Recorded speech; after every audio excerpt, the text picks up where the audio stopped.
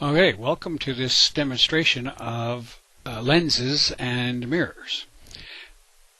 This applet represents both a lens. You can have a lens with that converges, as we have here, or you can have a lens that diverges. All right, you just change the positive and negative. Positive means converging, negative means diverging.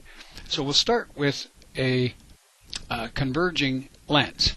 Now, with a converging lens, the principal focus is actually on the opposite side of the lens than the object. The object is over here. I'm just moving it right here.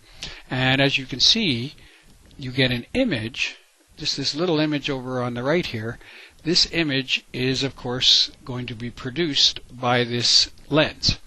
Now, some of the properties of the image can be, is it bigger or smaller? Or is it magnified or diminished? Is it erect, or that is right side up, or is it inverted?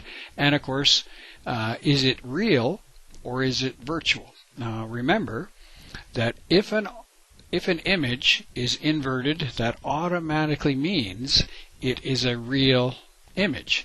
If the image is erect, as in this condition, you can see that the object here is very close to the lens, and we have an image that is actually erect or right side up. That would be a virtual image. And we can look at the different properties as we move the object closer and closer to the lens. We can see what happens. Now, if you have an object that is quite a distance from the lens, then of course what you'll get, and as you can see, the image is quite small, and the image, because it's inverted, is also real. Now as you move closer and closer to the center of curvature, the center of curvature is actually right about here, the second red line. You'll notice that right at the center of curvature, the image that's produced is exactly the same size as the object. All right, as I move further away from the center of curvature, the image gets smaller and smaller. As I move closer and closer to the center of curvature, it approaches the exact size. Now as I move closer, even within the between the center of curvature, which is here, and the focal point, then of course the object gets larger and larger. You can see that the object is getting very, very big. However, it's still inverted, so it's real, and it's just magnified. All right? Now, as we approach the focal point, the image gets huge. And at some point, at the focal point, notice that the lines that are being drawn to produce the image, they actually end up being parallel when we're exactly at the focal point. This, of course, because they're parallel, they never intersect, and so no image is actually produced.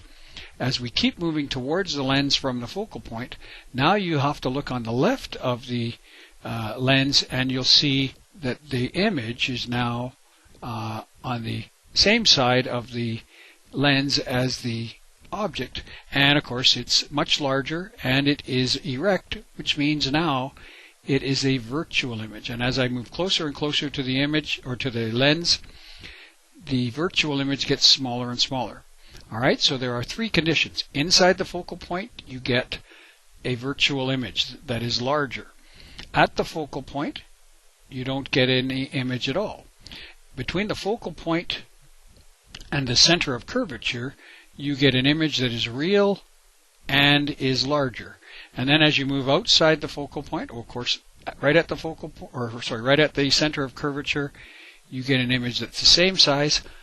Outside the focal point, you get an image that is smaller than the object. So there are a number of different conditions. Most of the time, the object, the image that's produced is real, except when you are inside the focal point. Inside the focal point, what do you get? You get an image that is virtual. All right? So those are the conditions for a converging lens. Now let's take a look at what happens with a diverging lens. And by the way, for a far-sighted person, that person would need a converging lens. For a nearsighted person is given a set of of diverging lenses. Now, a diverging lens spreads the light out, while a converging lens focuses the light. So you'll notice with a diverging lens, as we have up here now, the image that's produced is much smaller. As I'm far away from the lens, notice the little image here, this little green image, is very small. Notice it's also the same orientation, or in other words, it's erect or right side up. And of course, the fact that it's right side up means it is a virtual image. One of the things you'll notice with diverging lenses is that they always produce virtual images. As we move closer to the focal point and to the center of curvature, notice that the image gets bigger, but it's still going to be virtual. As we get inside, it gets larger and larger, but it's still going to be smaller than the object. And as we approach the lens, it almost gets to be the same size. All right, so far away you get a small virtual image. As you move closer, the virtual image gets bigger, but at no point is the image ever real. So with diverging lenses, the mathematics is relatively straightforward, because you always get a virtual image with a diverging lens.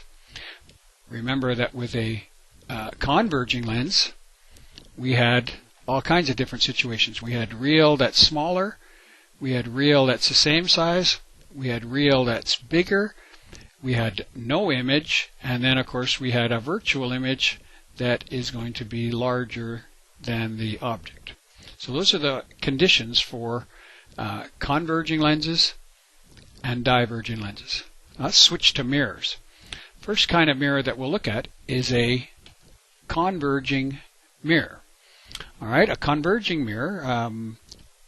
This may often you'll see this in a makeup mirror or something that's where you're trying to make an image that is larger than life and yet is large to look at, or is large to look at but it's right side up, and that helps you to find that little bit of lettuce in your teeth or whatever it might be.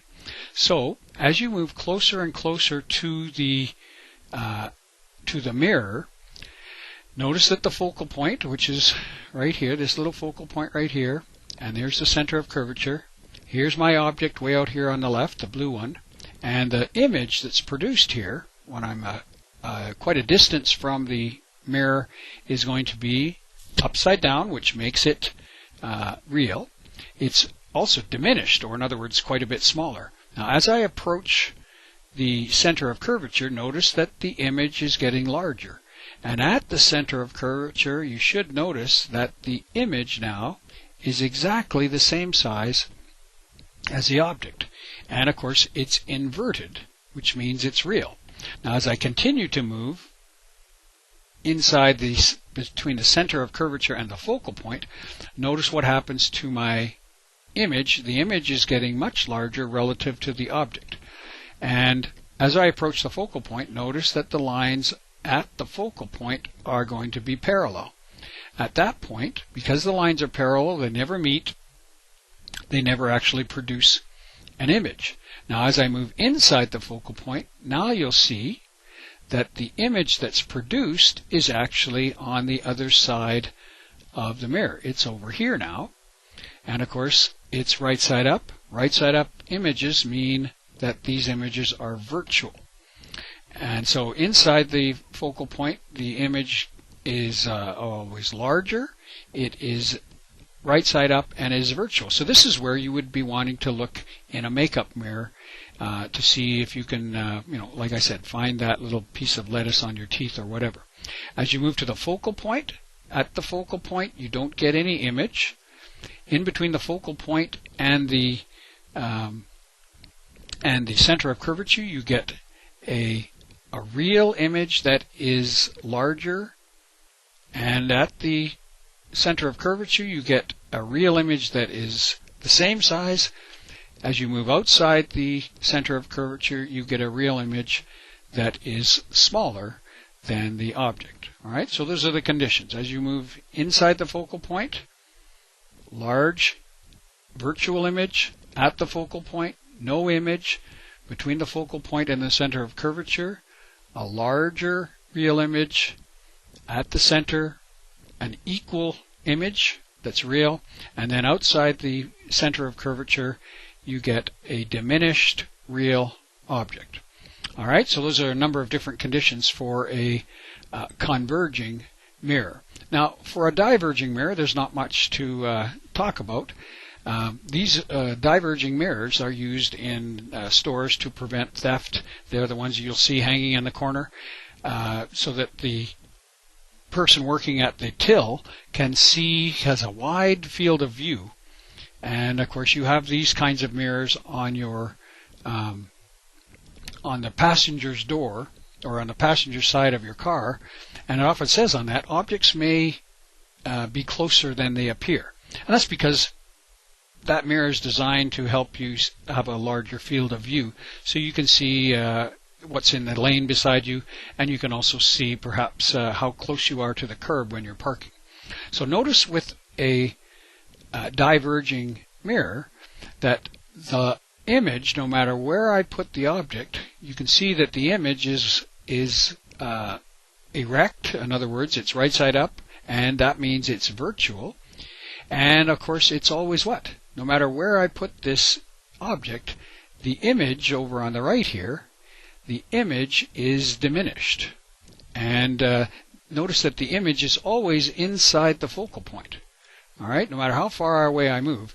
Perhaps if I moved to an infinite distance, then the image would show up exactly at the focal point. All right, but it would be very, very, very small.